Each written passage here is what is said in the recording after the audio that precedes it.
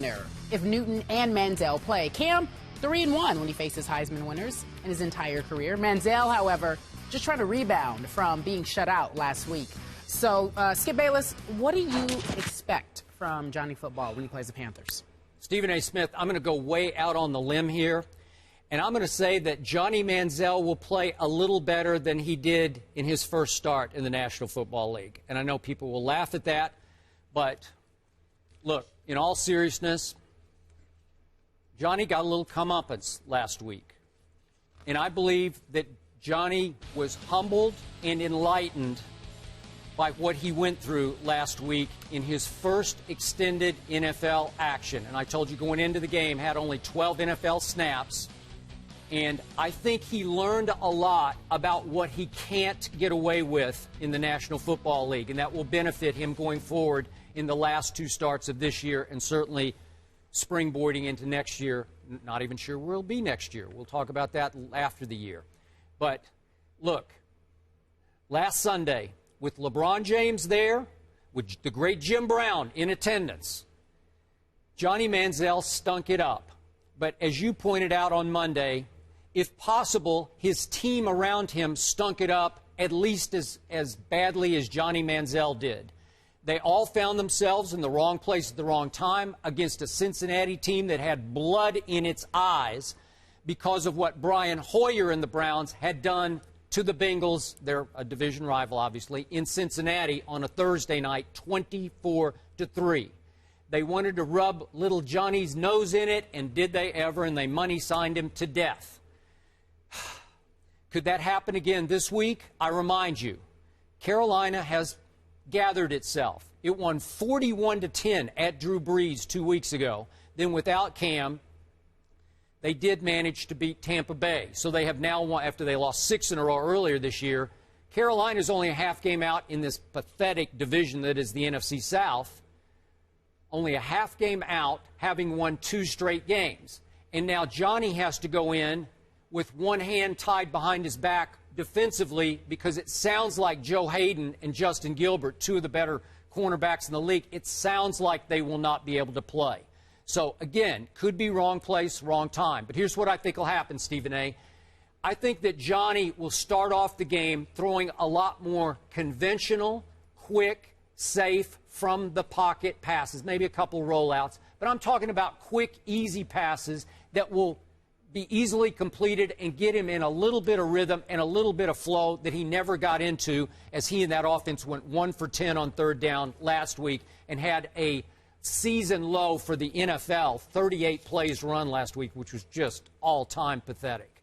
So I think he'll get off to a better start. I think this time you will start to see some flashes of why I believe Johnny Manziel will be a very successful NFL quarterback. But in the end, I just have to believe the Panthers are a little better. I think they'll win. I'm going to call it Cam 27, Johnny Football 20, again at Carolina. I like that prediction. I'm more along the lines of 24-20. I think Johnny Manziel will have a better game.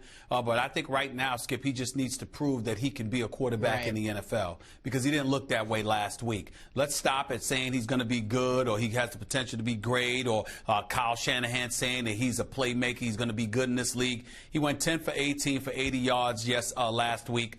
He looked hesitant and reluctant and, dare I say, ill-prepared. And I think that that's one of the things that stood out about me. Watching him play last week, Skip, he did not look like somebody that had been practicing and putting forth all the necessary due diligence. So when the opportunity presented itself, he would be ready. When I give my speeches to a lot of kids throughout this country, one of the things that I say is I steal a line from that movie Under Siege with Steven Seagal when they talked about how chance favors the prepared mind. You've got to go out there prepared and ready to roll. And I don't think that Johnny Manziel was ready because I think that somewhere along the line he was convinced that it was Hoyer's job and it was going to stay Hoyer's job and his time would come in the future, meaning next season and beyond, as opposed to this year. And although a lot was made about the work ethic that he was putting forth, etc., I got the impression from watching him that just didn't seem to be the case, because when you are prepared, you might make mistakes, Skip, because you simply got fooled or you simply got outplayed. But what you don't look is hesitant, Because when you're prepared, you're pretty sure of yourself in terms of what you want to do. And so if you were doing things decisively, but they didn't work out, I would have more faith than as opposed to me seeing you be a bit reluctant and hesitant. And that's what I saw from him. And regardless of what the Carolina Panthers have been going through, they still have they're ranked 23rd defensively, 16th in yards allowed, but ranked 13th against the pass. Now, that's not great, but it's not sorry either. And against Johnny Manziel, the Johnny Manziel that we saw last week, you don't have to be great to be great against him, apparently. So he's got a lot to prove, and I think that he'll have an opportunity to do that. I actually think being on the road is going to help him in Carolina because I think it's going to allow him to focus even more. And I think when the challenges present themselves, he's the kind of guy that responds to it, steps up to that challenge and embraces it.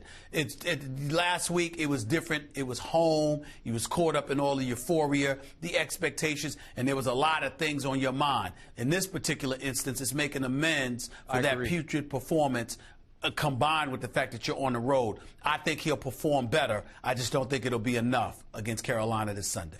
Allow me to close this with a line that I read, a great line I read from the great Bruce Arians this week as he prepared for their big game that we're going to talk about in the next segment, at home, obviously, against Seattle. He loves his rookie quarterback, Logan Thomas. Ron Jaworski, remember, raved about Logan Thomas during this preseason, saying he played the best in the preseason games that Ron looked at on tape this year of all the rookies.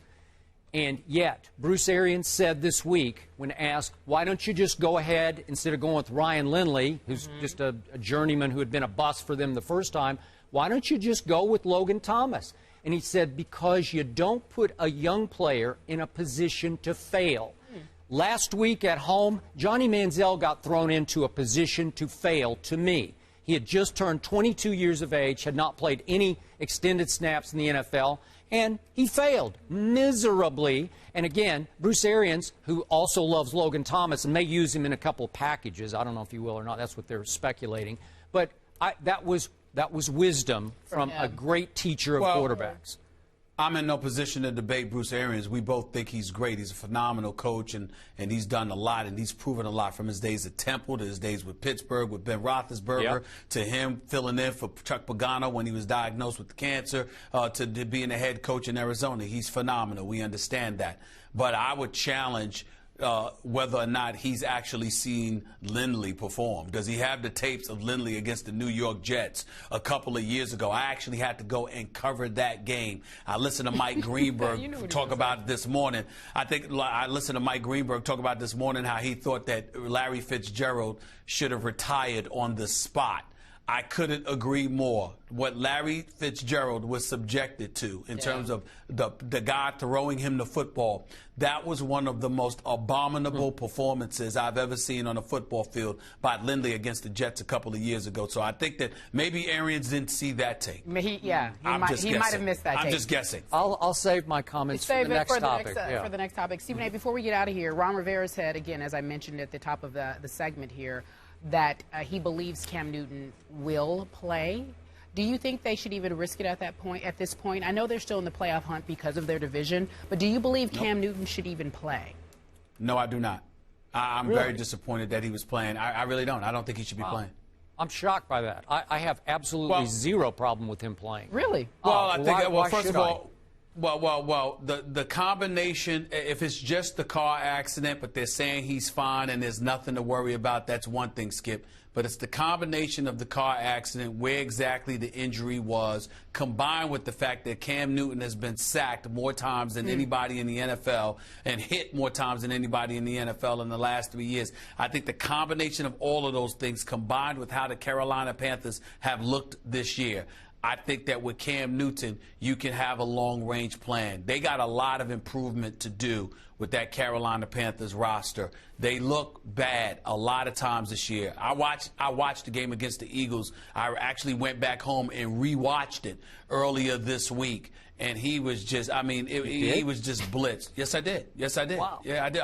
I TiVo these games, and I go back and I watch them. I don't know you watch the games. You're like Stephen A. Jaworski. Yes, he's watched 1,000 hours of video. I wouldn't go that far. I wouldn't go that far, but I'm trying to keep up with you, Skip Bayless. Yeah. I'm trying to keep up with you, bro. Okay.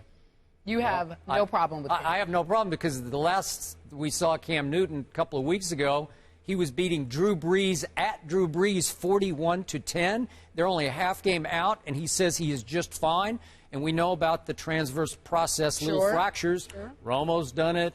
Bryce Petty did it. I have no problem with it whatsoever. Skip, we also know that players lie all the time about injuries. We know that, Skip. You know that when you're a competitor and you're that guy, you're usually lying about your health. I think this is a great opportunity for Cam Newton to win over some in that locker room who don't believe in him.